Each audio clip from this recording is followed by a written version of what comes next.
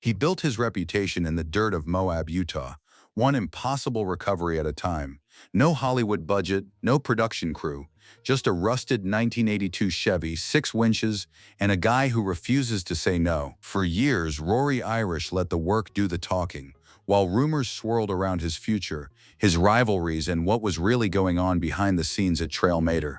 But something has shifted. The man who always stayed quiet is finally opening up, and what he's confirmed has the entire off-road community paying close attention.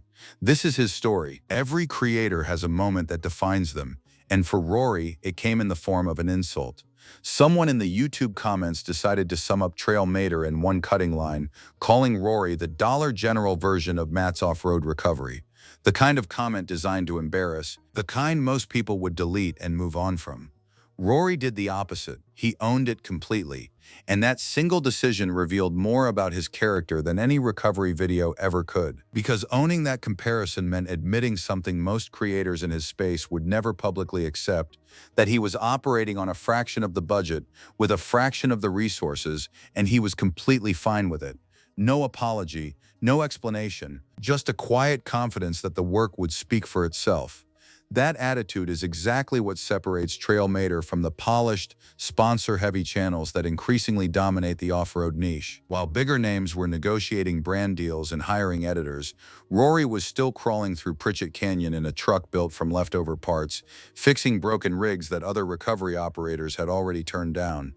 Fans picked up on that authenticity immediately. His comment sections don't read like a fan club, they read like a community of people who respect competence. The Dollar General label was supposed to be a ceiling. Instead, it became a foundation. It crystallized exactly what Trailmater was, and more importantly, what it wasn't. In a corner of YouTube where spectacle was slowly replacing substance, Rory had accidentally stumbled onto the most powerful brand position available. He was the real one. For all the impossible recoveries Rory had pulled off over the years, nothing could have prepared him for the night Trailmater nearly didn't make it back. It started like any other call-out. A tour company's 6x6 had broken down on Fins and Things Trail. Rear control arm snapped, stranded on a downhill slope. Tourists were already safe. It was just Rory and the tour operator, working the problem in the fading light. What happened next was the kind of chain reaction that experienced operators dread. The vehicle wasn't in gear like Rory had been told. The moment the front tires lifted, everything started moving the wrong way. The strap fell off. The slope took over, and Trailmater, the truck Rory had spent years building, breaking, and rebuilding, came down hard on its side. Cab smashed, pole destroyed, significant damage across the entire rig. Most people would have seen that as a sign. The recovery business in Moab is physically demanding, financially unpredictable, and apparently capable of swallowing your entire operation in one bad call-out. Instead, Rory's community rallied. A GoFundMe campaign launched, hit its goal, and was cut off the moment it did. The tour operator contributed to the repairs, and 8 days later, 8 days, Trailmater was back on the trail. What that moment exposed wasn't weakness. It was the depth of what Rory had quietly built without ever asking for credit, a loyal audience that showed up when it actually mattered. The accident didn't shake his reputation, it cemented it. Because the way someone responds to their worst day tells you everything about who they really are. Moab had always been Rory's territory.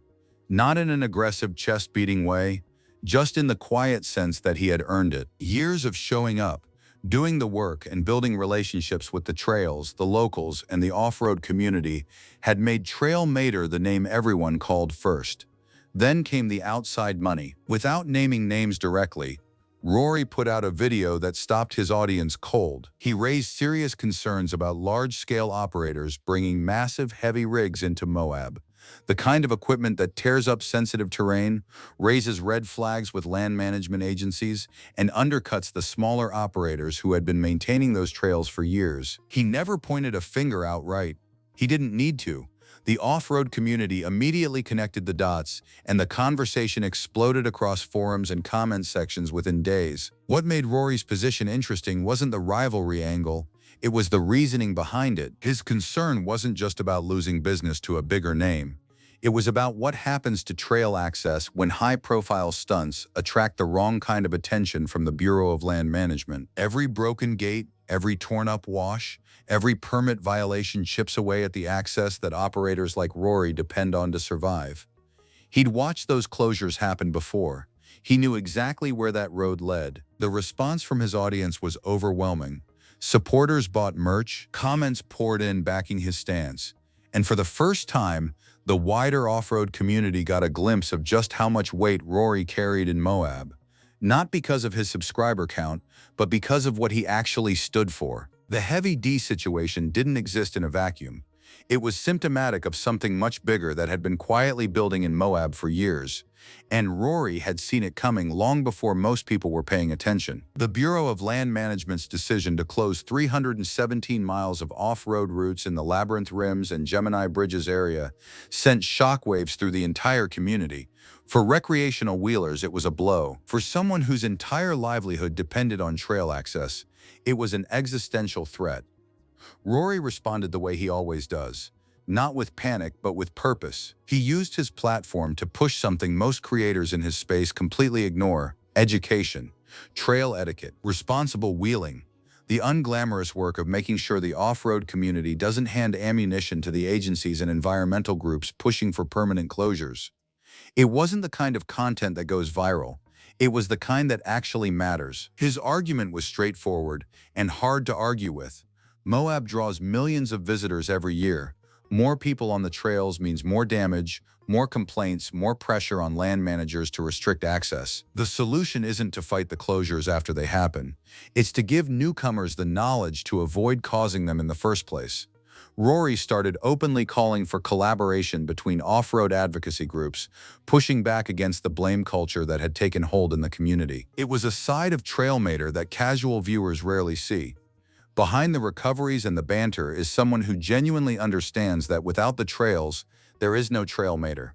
And he's been fighting to protect them quietly for years. At some point, something shifted in how Rory approached Trailmater.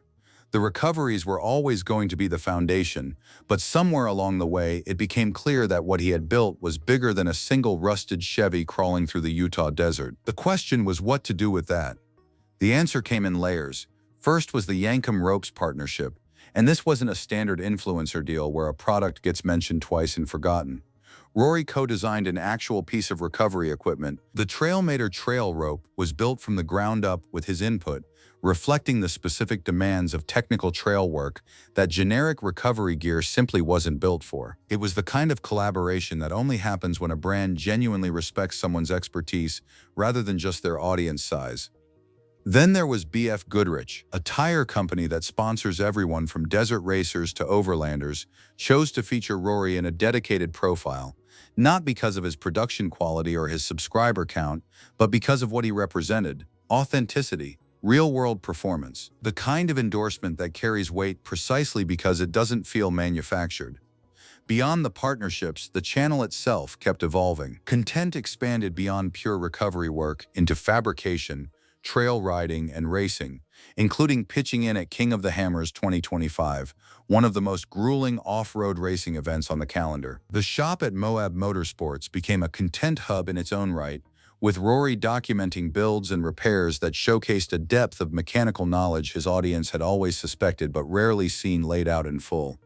The brand had quietly outgrown the truck. So what exactly has the off-road community been whispering about? For months, questions had been circulating across forums, comment sections, and social media threads. Was Rory planning to step back from recoveries? Was the pressure of competing with bigger, better-funded operations finally getting to him? Was the ongoing trail closure situation making the whole business model unsustainable? And perhaps most intriguingly, who is Lily, and what does her growing presence in his content actually mean? The answers, it turns out, are more straightforward than the speculation suggested. Rory isn't stepping back. If anything, the evidence points in the complete opposite direction. The channel is still posting. The shop is still running. King of the Hammers 2025 saw him deep in the pits, wrenching on a friend's race Jeep like someone who has zero interest in slowing down. Whatever version of Trailmater people thought might be winding down, that version doesn't appear to exist.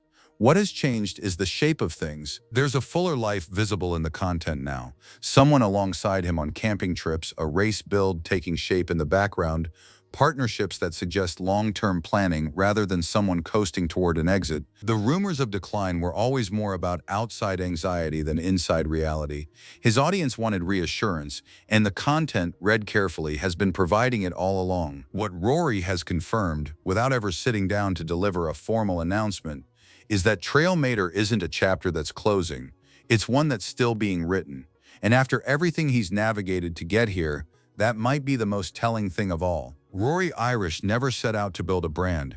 He set out to pull broken rigs off impossible trails in a truck most people would have scrapped years ago.